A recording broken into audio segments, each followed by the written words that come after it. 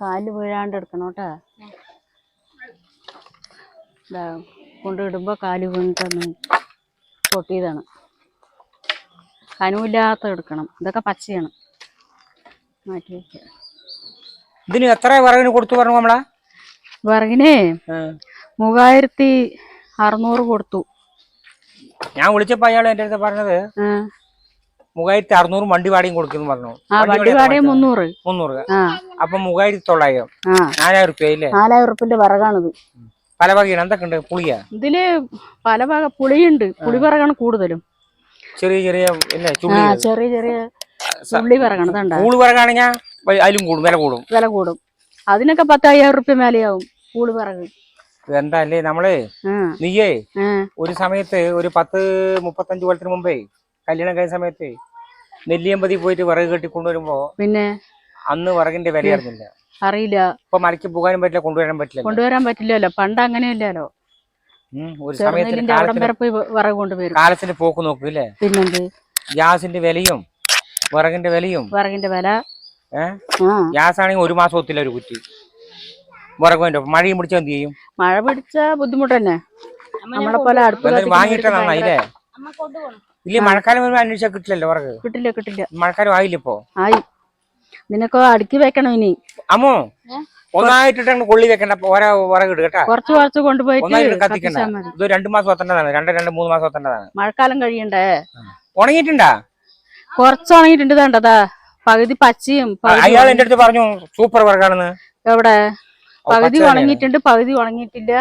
അത് എന്താ പറയാ? എന്റെ അടുത്ത് പറഞ്ഞു നല്ല വിറകാണ്, ഉണങ്ങി കിടക്കണം. ഇതൊക്കെ എങ്ങനെ കത്തും? എന്താ ചെയ്യാനിപ്പോ?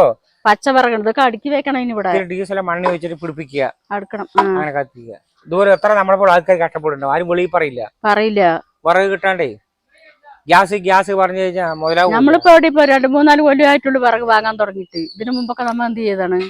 മരങ്ങളൊക്കെ മുറിച്ചിട്ടും കൊമ്പൻ നെല്ലിയൊക്കെ വെട്ടിയിട്ടല്ലേ. ഞാൻ പോയതല്ലേ ചെറുനെല്ലി, അവിടെ നെല്ലിയമ്പതി വിറകിന് പോയതാണ്. പിന്നെ ഇഷ്ടം പോലെ നെല്ലിയമ്പതിയില് മറ്റെന്താണ് മരപ്പാലത്തിന്റെ അവിടെ ഒക്കെ വിറകിന് എടുത്തിട്ട് മൂടി. 2 മാസക്കാലമേ നനഞ്ഞു. 2 മാസക്കാലം എത്തേണ്ടതാണ്. നനയും. നമ്മ മഴയങ്ങോട് കൊട്ടുകൊട്ടിന് മഴയത്ത് വിറക് പോയി ചോദിച്ചാൽ കിട്ടില്ല. മുൻകരുതലായിട്ടൊക്കെ സൂക്ഷിച്ചന്നെ വെക്കണത്.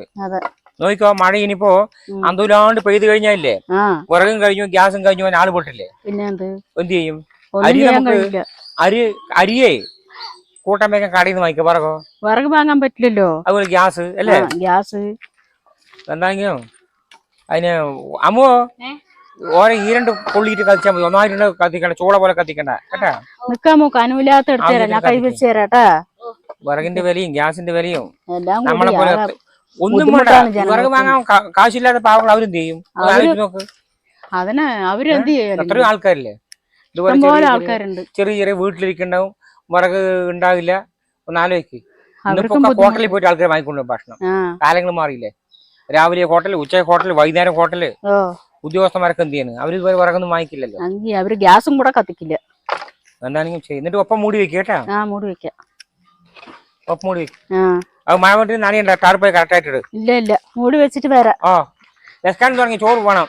തരാം. അതാ വരുന്നു. കുറച്ചും കൂടി കൊണ്ടുപോട്ടെ.